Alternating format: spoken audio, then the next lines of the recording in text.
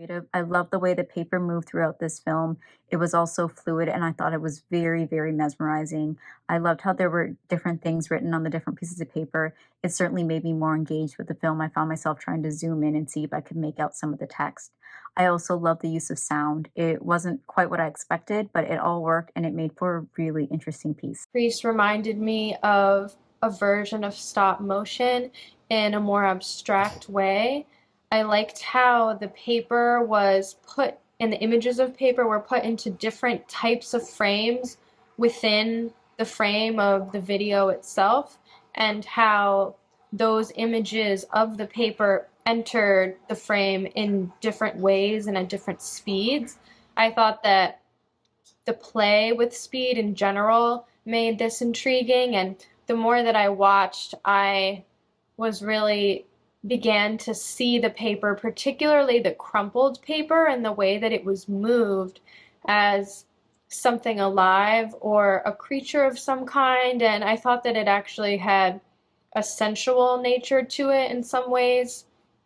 I think another thing I found to be really interesting about this film was seeing the credits that the sound was in fact from a space mission. I thought that the sound gave this a really eerie quality, despite my feeling as well of these being somewhat sensual images. I had no idea what I was listening to until in the credits I realized that it was the sound of a NASA space voyager, which kind of gives it a more eerie element to it now, just because uh, you're essentially listening to the sound of space, and seeing that with the kind of jagged motion of the crumpling of the papers, it creates this kind of barren sensation, uh, which created a very unnerving feeling.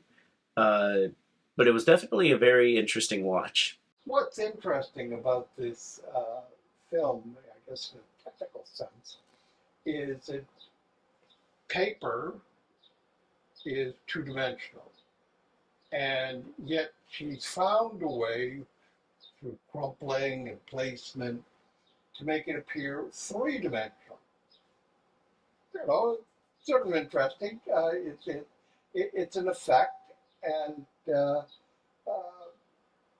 I think for people who have a curiosity about what's on the frontier of music and film display, we'll want to give this a quick look. Really mysterious and intriguing. I felt like there were a lot of layers to it that, I could watch this like over and over again, and each time, like, I could garner something new from it. It sort of felt to me like I, was like in this dream space, or I was like this fly on the wall, watching this mystical thing happen before me. And it was not, I had never seen anything like it. And I like that it was sort of felt like a hybrid to me of like live action and animation and magic. I loved the the effects that they did with this, the sound effects from NASA Voyager 1. I loved the concept.